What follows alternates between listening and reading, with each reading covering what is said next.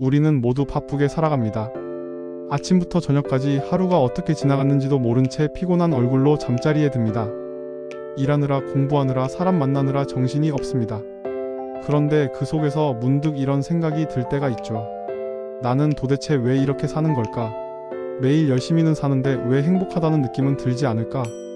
오늘은 바로 그 질문에 대한 이야기를 해보려 합니다. 매일의 바쁜 삶 속에서 숨겨진 기쁨을 발견하는 법. 행복은 멀리 있지 않습니다. 다만 우리가 너무 바쁘게 달리느라 그것을 못 보고 지나칠 뿐이에요. 인생의 기쁨은 거창한 성취나 드라마틱한 변화 속에 있는 것이 아니라 아주 작고 사소한 순간들 속에 숨어 있습니다. 그리고 그 기쁨을 다시 느끼기 위해 우리가 할 수 있는 5가지 방법이 있습니다. 첫 번째는 속도를 늦추는 것입니다. 우리는 늘 빨리 움직입니다. 전철에서, 길거리에서, 심지어 생각조차도 늘 바쁩니다. 하지만 아이러니하게도 진짜 삶의 감정은 느림 속에서 피어납니다. 미국의 작가 헨리 데이비드 소로는 이렇게 말했죠.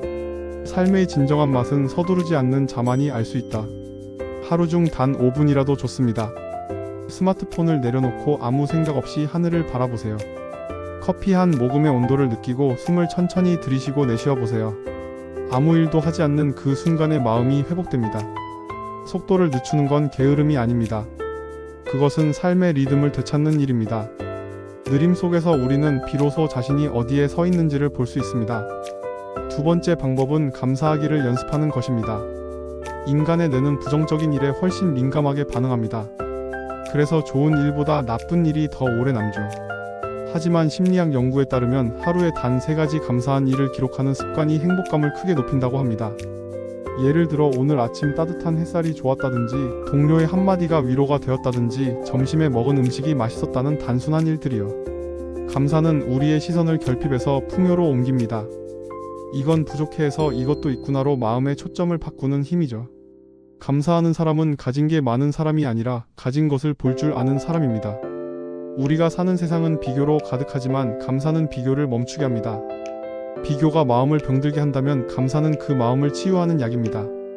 하루를 마무리할 때 이렇게 물어보세요. 오늘 나를 미소 짓게 한 일이 뭐였을까? 그 질문 하나가 하루를 다르게 만듭니다. 세 번째 방법은 현재에 머무는 것입니다. 우리는 종종 미래를 걱정하느라 현재를 놓칩니다. 다음 달엔 어떡하지?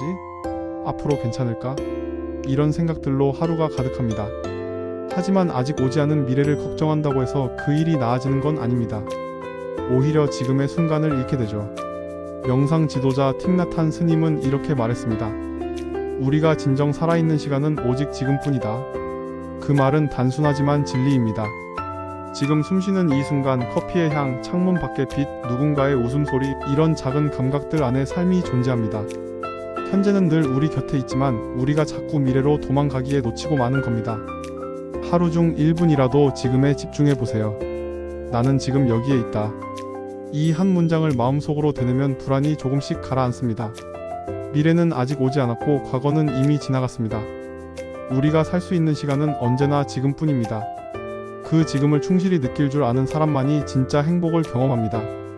네 번째 방법은 관계를 새롭게 바라보는 것입니다. 우리는 사람 속에서 살지만 아이러니하게도 사람 때문에 가장 많이 상처받습니다. 그래서 인간관계를 피하고 싶을 때도 많죠.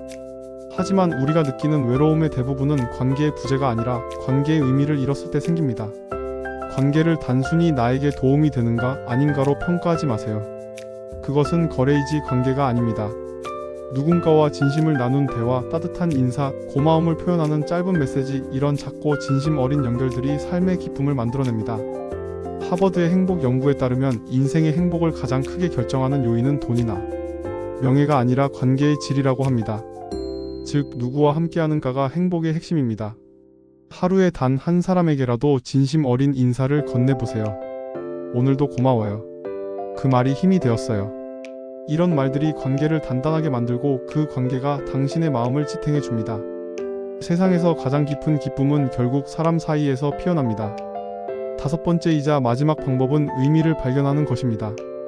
바쁜 삶 속에서 우리가 지치는 이유는 일이 많아서가 아닙니다. 그 일의 의미를 잃었기 때문이에요. 하루 종일 바쁘게 움직이는데 마음은 공허할 때가 있죠.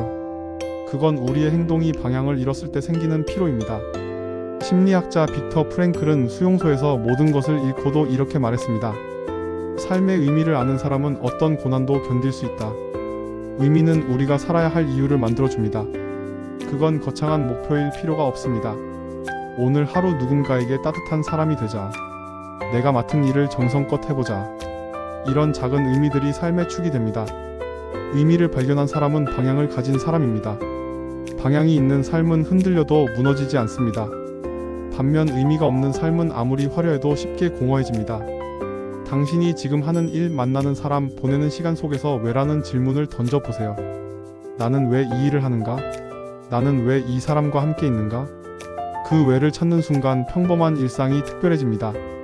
이 5가지 방법: 속도를 늦추기, 감사하기, 현재에 머무르기, 관계를 새롭게 보기, 의미를 발견하기.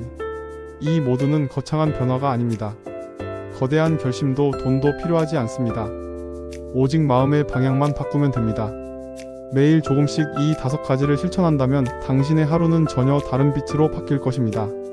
아침 햇살이 단순한 빛이 아니라 축복처럼 느껴지고, 일상의 대화가 지루한 소리가 아니라 위로처럼 들릴 것입니다. 삶의 기쁨은 언제나 지금 여기에 있습니다. 우리가 바쁘게 살아서 보지 못할 뿐이지요.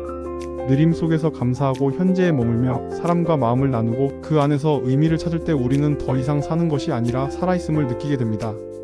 여러분, 행복은 기다리는 게 아닙니다. 찾아내는 것입니다. 그리고 그것은 늘 우리의 하루 속에 숨어 있습니다. 바쁜 하루 속에서도 잠시 멈춰서 이렇게 말해보세요. 지금 이 순간 나는 충분히 살아있다. 그 한 문장이 삶의 속도를 바꾸고 당신 안의 기쁨을 다시 불러낼 것입니다. 오늘부터 단 하루만이라도 이 5가지 중 하나를 실천해보세요. 그 작은 선택이 당신의 하루를, 그리고 인생을 천천히 바꿀 것입니다. 좋은 글을 계속 올릴 수 있도록 여러분의 도움이 필요합니다. 구독과 좋아요 한 번만 부탁드릴게요.